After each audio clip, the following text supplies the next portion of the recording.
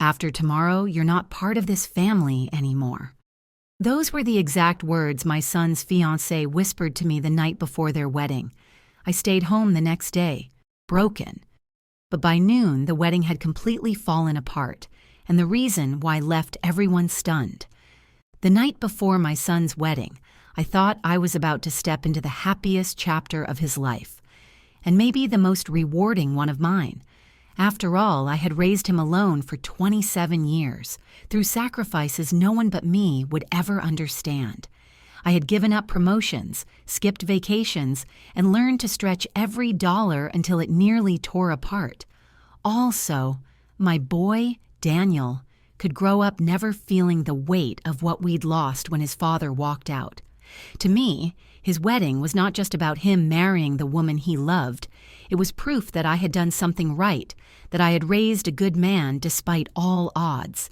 At least, that's what I told myself. That evening, I stopped by the rehearsal dinner venue to deliver something I'd been working on for weeks, a scrapbook of Daniel's life.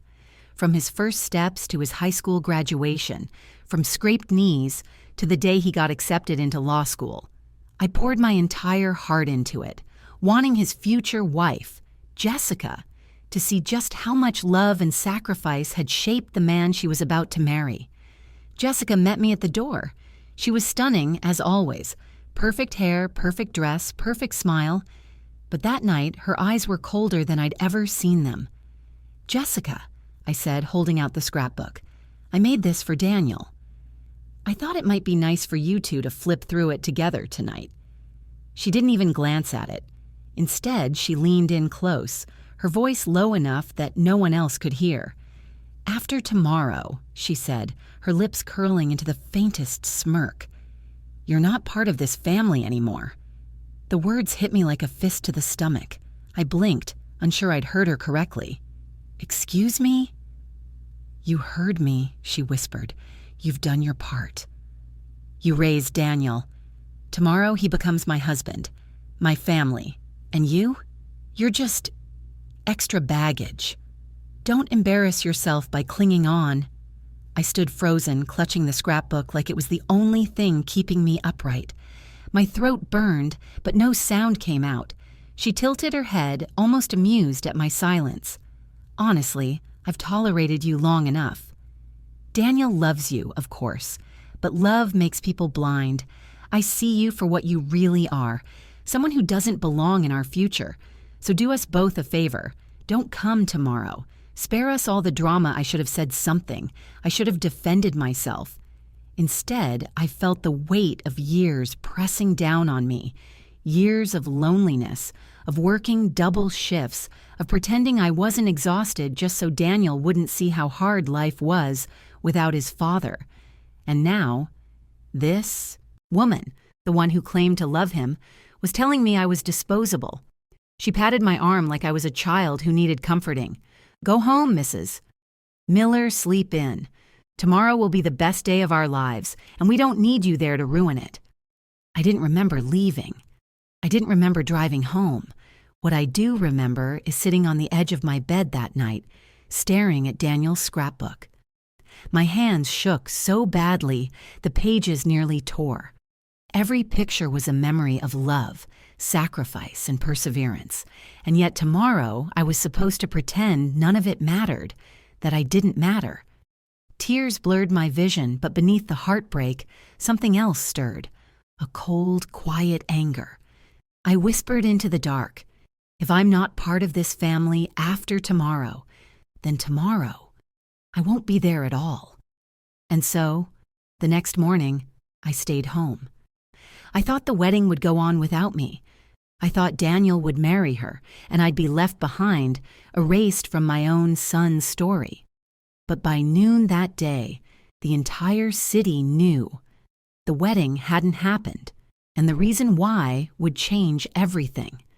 I suppose to anyone looking in from the outside, I was just another overprotective mother who didn't want to let go.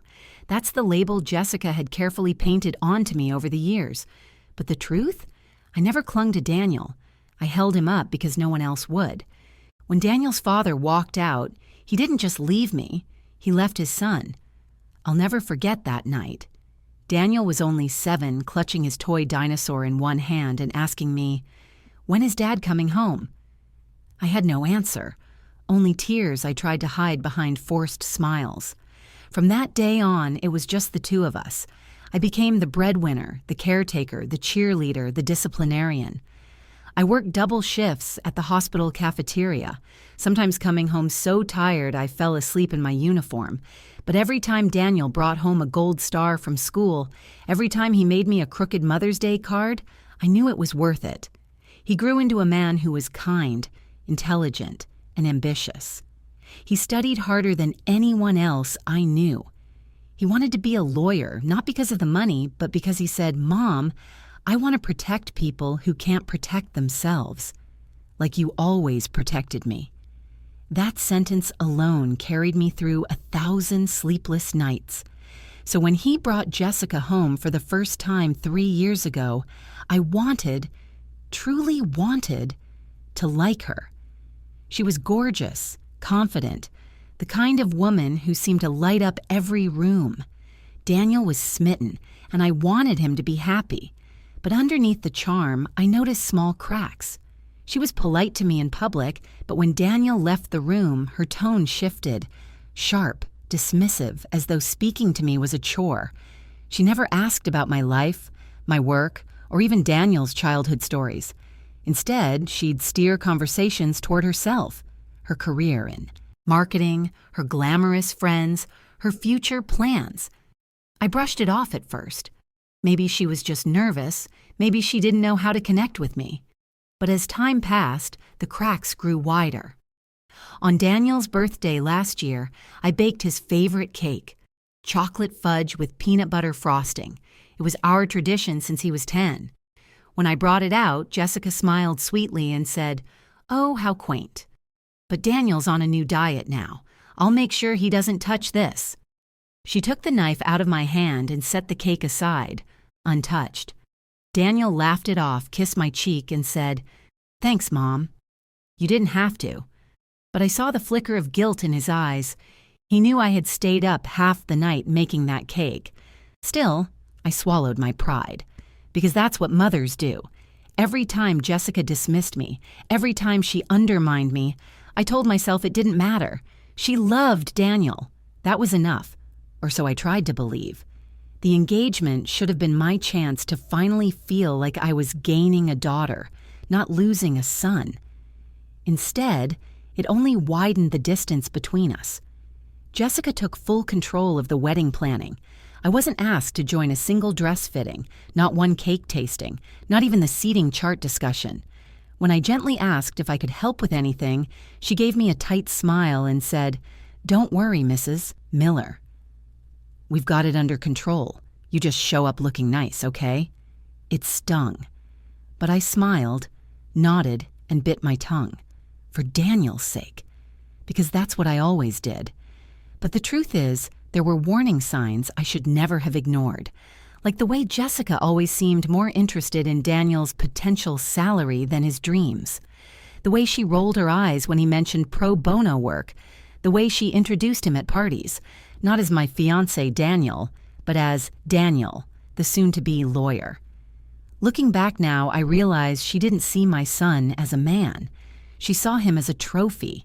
And the night before the wedding, when she finally spat those venomous words into my face, every tiny warning sign I had brushed off for years finally made sense. I wasn't losing my son to love. I was losing him to ambition, to greed, to someone who saw me, his mother, as a loose thread that needed cutting out of her perfect little picture. And I let her. I actually let her. At least until the next morning, when fate decided to intervene in a way none of us could have predicted. The morning of the wedding, I woke up before sunrise. For a moment, my body moved on autopilot, boiling water for coffee, laying out the pale blue dress I had bought months ago, the one Daniel once said, "Mom, that color looks beautiful on you." But then Jessica's words came back like a knife twisting in my gut. "After tomorrow, you're not part of this family anymore." I sat at the kitchen table staring at the steam rising from my mug. My hands trembled, not from age, but from the weight of a decision I already knew I'd made. I wasn't going. For the first time in 27 years, I was choosing myself over Daniel. Maybe it was selfish, maybe it was cowardly, but I couldn't bring myself to sit in that church pew, smiling politely while watching him vow his life to a woman who had already erased me from the picture. I placed the scrapbook back in its box and slid it under my bed. He wouldn't see it today. He might never see it. As the morning light spilled into the room, my phone buzzed. Messages from relatives, friends, even Daniel himself. "Mom, we're heading to the venue now. Can't wait to see you. Where are you?" Everyone's asking. "You're running late, aren't you?" Typical. I turned the phone face down. Somewhere deep inside, a small voice whispered, "You're making a mistake." But louder still was the echo of Jessica's smirk, her dismissive tone, her cruel certainty that I was nothing more than baggage. If that's what she wanted, I'd give it to her. By 9 o'clock, the calls grew more frantic. Daniel left a voicemail, his voice tinged with panic. "Mom, where are you? Jessica says you weren't feeling well last night, but I know that's not true. Please just call me back." Please, I pressed the phone to my chest, my heart aching. Every instinct screamed to call him, to rush to the church, to be there for the boy I had raised through every storm. But I couldn't. Not this time. At 10, my sister knocked on my door. She lived across town but had driven over in her bridesmaid's dress when she noticed I wasn't at the venue. "Margaret, what on earth are you doing?" she demanded, barging inside. "Everyone's looking for you. The ceremony starts in an hour." I shook my head slowly. "I'm not going." Her jaw dropped. "Not going? Are you insane? Your only son is getting married." I met her gaze, tears brimming in my eyes. "He's marrying someone who told me to my face that I'm not part of his family anymore. She doesn't want me there. So why should I go?" My sister's anger faltered, replaced by disbelief. "Jessica said that? Last night. Looked me in the eye and said it."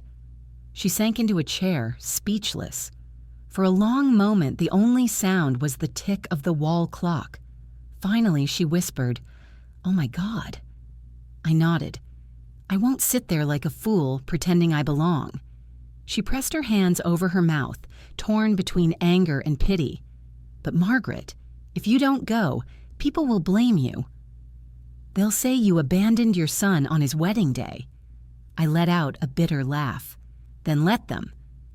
I've been judged my whole life. What's one more?"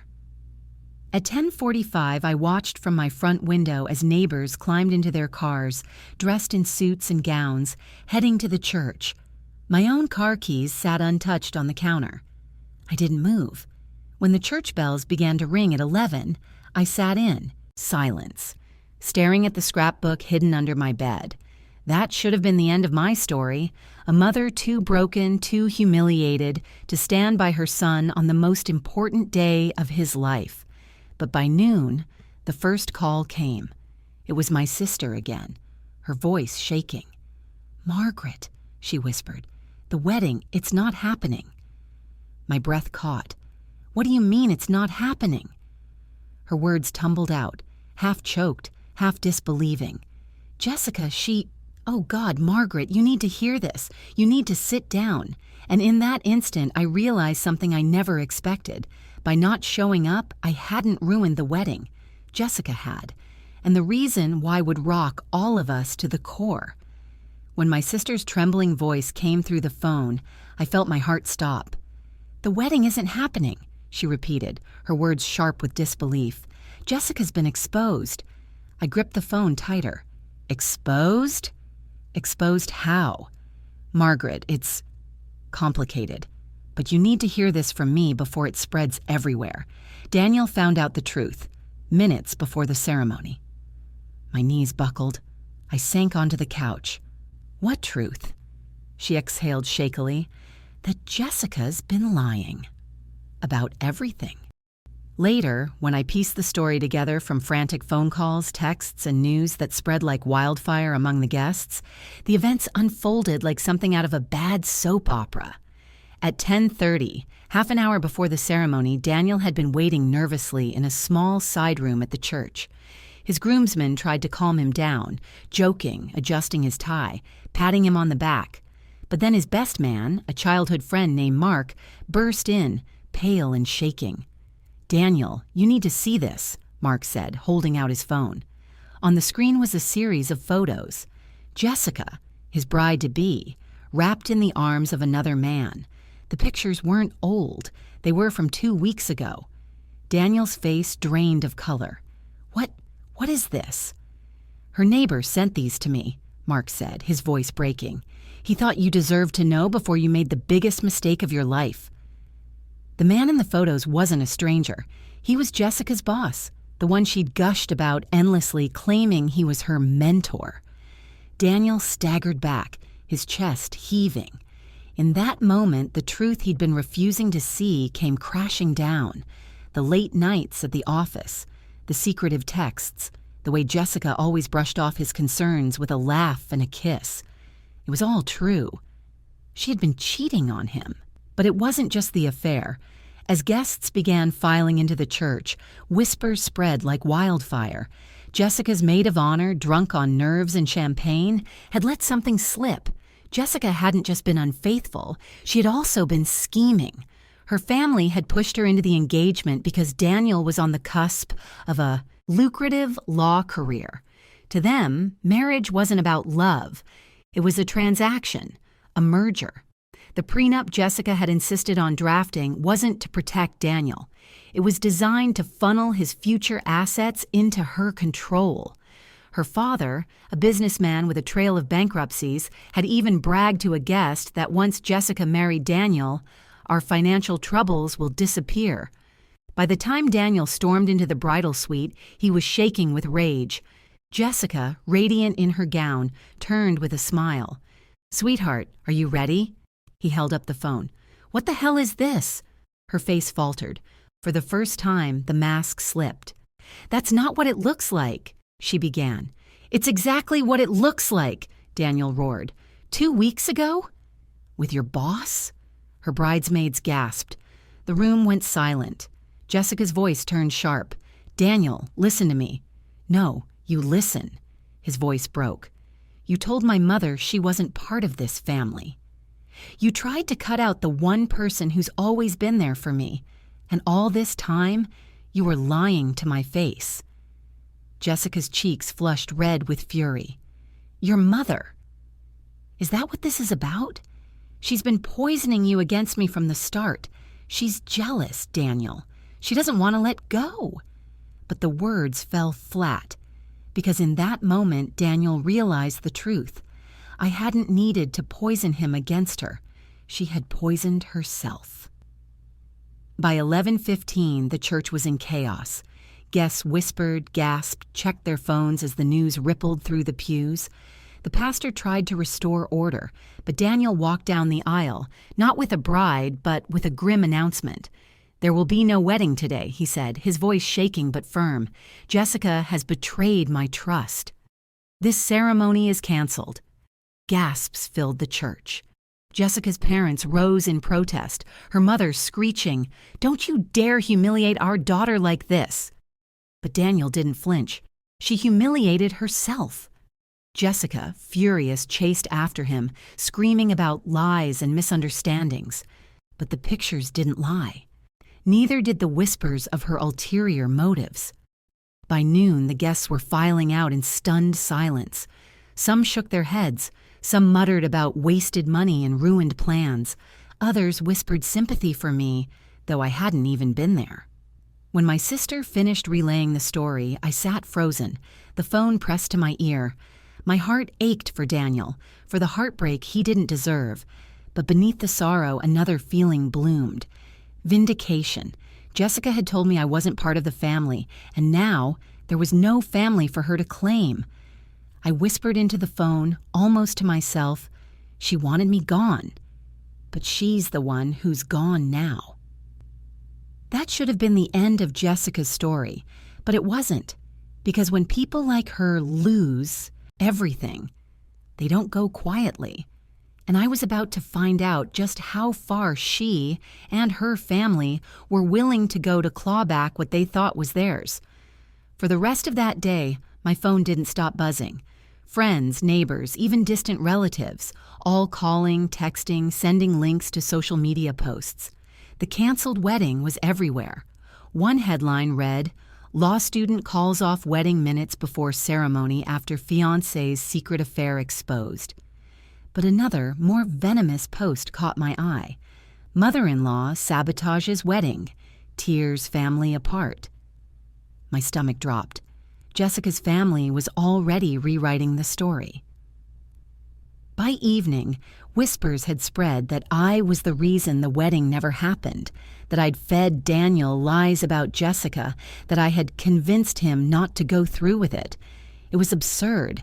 Daniel had seen the photos with his own eyes. But lies travel faster than truth, and Jessica's parents were masters of performance. At one point, Jessica herself even went on social media, posting a photo of her in her ruined wedding dress, mascara streaking her cheeks, with the caption, "Some people just can't let go. Some mothers don't know when to stop." The comments flooded in, strangers offering sympathy, friends demanding to know, what kind of mother ruins her son's happiness? I wanted to scream. I wanted to shout the truth from the rooftops. But Daniel begged me not to engage. "Mom, don't stoop to her level." Everyone close to us knows what really happened. But the problem was, not everyone close to us knew. Some believed her. Some questioned me outright. Even people I'd known for years asked, "Margaret, did you really tell Daniel not to marry her?" It cut deeper than I expected. After everything I had sacrificed, after everything Jessica had done, I was still the villain in someone else's story. And then things got worse. 2 days later, I received a letter, a legal letter. Jessica's family was threatening to sue me for defamation, for emotional damages, even for interference with contractual relations. I stared at the paper, my hands trembling. Interference with contractual relations? What did that even mean? I brought it straight to my friend Linda, who worked at a law office downtown. She skimmed it and shook her head. "This is intimidation, Margaret. They're trying to scare you. Interference with contractual relations is just a fancy way of saying you ruined their financial plan, which, by the way, isn't even a legal argument in this case." "Financial plan?" I echoed. Linda set the papers down. "Margaret, didn't you know? Jessica's family is bankrupt. Her father lost millions in failed investments. They needed her marriage to Daniel to stabilize their finances. That prenup? It was written to protect them, not Daniel. If he'd signed it, half of everything he earned for the next 10 years would have been siphoned into their accounts." My blood ran cold. So it had never been about love, not even for a second. It was about money. Control, security, and when I refused to show up to the wedding, Jessica had taken the perfect opportunity to shift the narrative. She couldn't be seen as the greedy, unfaithful fiancé. So she painted me as the bitter, controlling mother. It was brilliant, cruel, but brilliant. For the next week, the harassment didn't stop. Anonymous messages flooded my inbox. "Monster. Jealous old hag. You ruined your son's life." And Jessica's family, they weren't done. One afternoon, I came home to find Daniel sitting on my couch, his face pale, holding a letter of his own. "They're threatening me too, Mom," he said quietly. "Jessica's father says if I don't publicly clear her name, he'll drag you into court. He'll ruin you financially." I sank into the chair across from him, my heart pounding. "What did you say?" Daniel's jaw tightened. "I told him to go to hell." But I could see the worry in his eyes. He was fresh out of law school with student loans and a future just beginning. A lawsuit, even a frivolous one, could drain him before his career even started. "Mom," he whispered, "I don't know how much more of this I can take." They're relentless. I reached across the table and took his hand. For years, I had carried him through storms. Now he was trying to shield me. But this wasn't a storm we could weather with silence. No, this was war. That night, as I lay awake staring at the ceiling, I remembered something Jessica had said during one of her smug little tirades months earlier. "You don't understand, Mrs. Miller. In this world, perception is everything. People believe what they see." She was right. People believed her because she played the part well, beautiful, heartbroken, the victim of a cruel mother-in-law. If perception was her weapon, then I would have to fight back with truth. Not quietly, not politely, but publicly. And I had just the ammunition I needed, because Jessica's betrayal wasn't just emotional, it was criminal. And once I exposed her family's financial schemes, no amount of crocodile tears would save her. I didn't know it yet, but the next chapter of this battle wouldn't be fought in whispers or gossip. It would be fought in the courtroom. And this time, I wouldn't be silent. For weeks, Jessica's smear campaign continued. Her family pushed their narrative at every turn. I was the bitter mother who couldn't let go, the woman who ruined her son's happiness out of jealousy. It might have worked, if not for one thing. The truth has a way of clawing its way to the surface. I spent days collecting everything I could. Old emails, screenshots Daniel had saved, copies of the prenup Jessica's father had drafted, laced with clauses so predatory it looked more like a business acquisition than a marriage agreement. Linda, my friend at the law office, connected me with a financial investigator. Within a week, we uncovered exactly what Jessica's family had been hiding: a string of bankruptcies, debts, and lawsuits stretching back nearly a decade. They hadn't wanted Jessica to marry Daniel for love. They had wanted his career, his salary, his future, and the prenup, it was their golden ticket. Armed with this, I knew what I had to do. 2 weeks later, Jessica's family hosted a damage control dinner at a fancy hotel downtown. They invited Daniel, claiming it was to talk things over. He begged me not to come. He didn't want me ambushed, but I knew if I didn't face them, they'd never stop. So I walked into that hotel ballroom wearing the pale blue dress I had bought for the wedding, the dress I never got to wear. Jessica's parents sat at the head of the table, Jessica beside them in a sleek black dress, her smile sharp as a blade. "Well," her father said smoothly, "look who decided to join us." "Mrs. Miller, we were just discussing how to resolve this unfortunate misunderstanding." "Misunderstanding?" I repeated, my voice steady. "You mean the affair? Or the fraud?" Jessica's smile faltered. "You're still clinging to lies." I set a thick folder on the table. "Then maybe you can explain these. Financial records, bankruptcy filings, and this, your prenup. Clause 14, subsection 3. In the event of divorce within the first 5 years, 75% of Daniel Miller's income shall be transferred into accounts held jointly by Jessica Hayes and her father, Richard Hayes." Gasps rippled around the table. Even Daniel, who had skimmed the document but never studied it in detail, turned pale. "You were planning to gut him," I said coldly. "You wanted his future earnings to bail out your family's failures." Jessica's father's face flushed crimson. "You have no right to—" "I have every right," I cut him off, "because you dragged my name through the mud. You painted me as a jealous, bitter woman. But now, everyone will see the truth. You weren't marrying Daniel into your family. You were marrying his bank account." Jessica's eyes narrowed into slits. "You wouldn't dare make this public." I leaned forward, my voice low but razor sharp. "Watch me." The confrontation spiraled into chaos. Jessica tried to insist the photos of her affair were fake.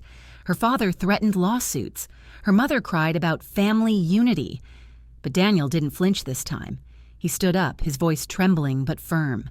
"You lied to me. You lied about loving me, about wanting a life together. All you wanted was money." Jessica reached for his hand, her voice suddenly soft, pleading. "Daniel, please. I made mistakes, yes, but it was you I wanted. You, not your money. But he shook his head. If that were true, you wouldn't have tried to erase my mother. You wouldn't have told her she wasn't part of my family. The room went silent. Jessica froze, realizing her words had come back to haunt her. Her mask cracked completely, desperation spilling through. She's turning you against me. No, Daniel said, his voice breaking. You did that all on your own. That night, I thought the confrontation would end with shouting, with threats, with broken promises. But instead, it ended with Daniel walking out of that hotel, my arm linked through his. Jessica followed, shouting after him, begging, sobbing, swearing it wasn't what it looked like. But for the first time, he didn't look back. By the time we reached the parking lot, Daniel stopped and turned to me. His eyes were red, his face pale, but there was a new strength in his voice. "Mom," he whispered, "I should have listened to you." I pulled him into my arms, holding him like I had when he was a child. "You see it now," I whispered. "That's all that matters." But as we drove away, Jessica's words echoed in my mind. "You wouldn't dare make this public." She was wrong, because if she wanted a war of perception, then perception she would get. And when the truth came out, her carefully crafted facade would crumble beyond repair.